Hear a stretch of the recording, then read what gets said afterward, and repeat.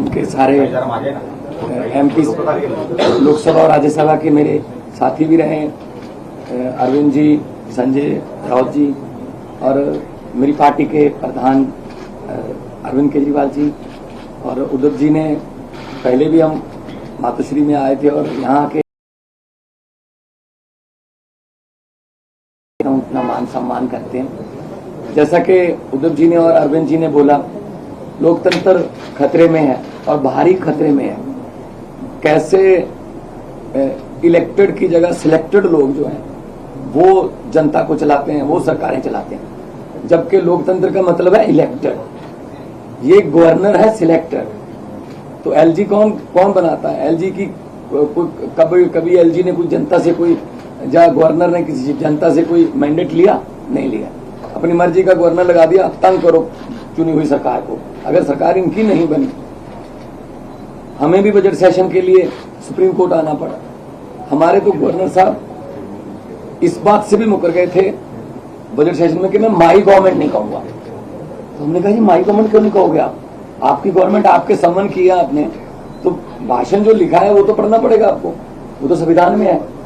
इसके लिए भी हमें सुप्रीम कोर्ट से ऑर्डर लेना पड़ा कि आपको माई गवर्नमेंट कहना पड़ेगा, वरना दिस गवर्नमेंट कहने वाले थे। दिस गवर्नमेंट मतलब जो राजभवन है पूरे देश में वो बीजेपी के हेड ऑफिस बन गए हैं। जो गवर्नर है वो स्टार कैंपेनर बन गए हैं बीजेपी के। ये लोकतंत्र नहीं है। गुलदस्ते में एक ही तरह के फूल नहीं हो सकते।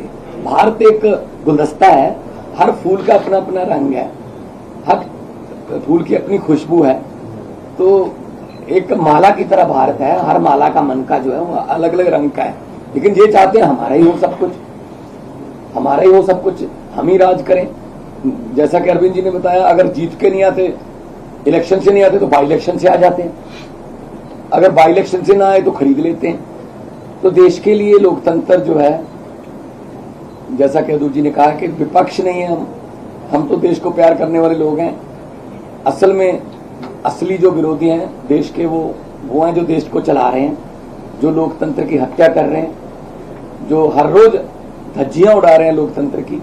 तो दिल्ली की उसके बाद आपको सुन के ताज्जुब होगा, 2015 में शक्तियां छीन ली, तब 67 सीट आई थी 70 में से। शक्तियां ना होने के बावजूद भी अरविंद जी ने काम किए अपने दृढ़ इरादों से, क्योंकि उड़ान जो है वो हौसलों से होती है, वो पंखों से नहीं होती। तो शक्तियां छीनने के बाद भी काम किए। 2020 में दोबारा शक्ति दी लोगों ने, 63 सीट्स। अब इनको यही दिक्कत है कि हम लोग अब एमसीडी भी हार गए। अब इनको ये लगता है कि हम धीरे धीरे देश में हारना शुरू कर चुके हैं। तो अभी देश को बचाना है, अगर सभी को इकट्ठे होना पड़ेगा। हाँ, कुछ विचारक मतभेद होंगे कई पार्टियों के देश में, लेकिन देश बचाने के लिए हमें इकट्ठा होना पड़ेगा। अगर देश ही ना बचा तो फिर पार्टियां क्या करेंगी? पार्टियों का प्रधान बन के, मुख्यमंत्री बन के क्या करोगे जब देश ही ना रहा? 24 में अगर ये आ गए, ये संविधान बदल देंगे। और ये जिस तरीके से चल रहे हैं प्रधानमंत्री जी, बिल्कुल आने वाले दिनों में नरेंद्र पुत्र बनने वाले हैं ये। हाँ, ये इलेक्शन ही कराएंगे, ये कहेंगे 35 साल की मैं ही हूँ, बस 40 साल की मैं ही हूँ। तो ये उन राहों पर चल रहे हैं। तो ये बहुत खतरनाक है। देश का लोकतंत्र जो है, देश के शहीदों ने अपना खून का कतरा कतरा, हमारे पुरखों ने कतरा कतरा खून का बहा के ये देश हमको लेके दिया था। ये किसी के बाप की जागीर नहीं है कि ये देश के मालिक बन के बैठ गए। इनकी कोई कुर्बानी, देश को आजाद करवाने में इनका कोई योगदान नहीं है, लेकिन जो आजादी के परवाने थे उन्होंने देश लेके दिया। और देश को ये किन हाथों में बेच रहे हैं, कैसे हर रोज बैंक बिक रहे हैं, रेल बेच दी, तेल बेच दिया, एयरपोर्ट बेच दिए, सब कुछ बेच दिया। कैसे जो जुडिशरी को तंग किया जा रहा है।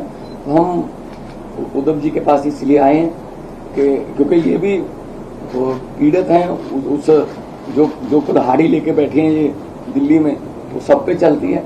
तो इसके लिए हम सबको इकट्ठा होकर देश को बचाने वाली पीढ़ियां हमसे सवाल पूछेंगी, जब लोकतंत्र खत्म हो रहा था तो आप क्या कर रहे थे?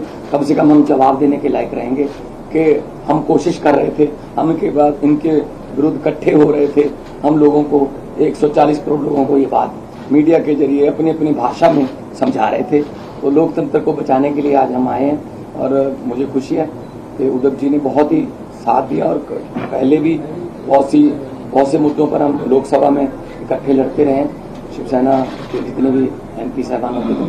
तो मैं इनका बहुत आभार भी व्यक्त करता हूं कि हमें मान सम्मान दिया और इनको पंजाब आने का न्योता भी देता हूं। आइए दरबार साहब, आइए माथा टेकिए, वहाँ पे बहुत शांति सुकून वाली जगह, और हम लोग मिलके सब देश को, क्योंकि लंबे सफर को मीलों में मत बांटिए, कौम को कबीलों में मत बांटिए, एक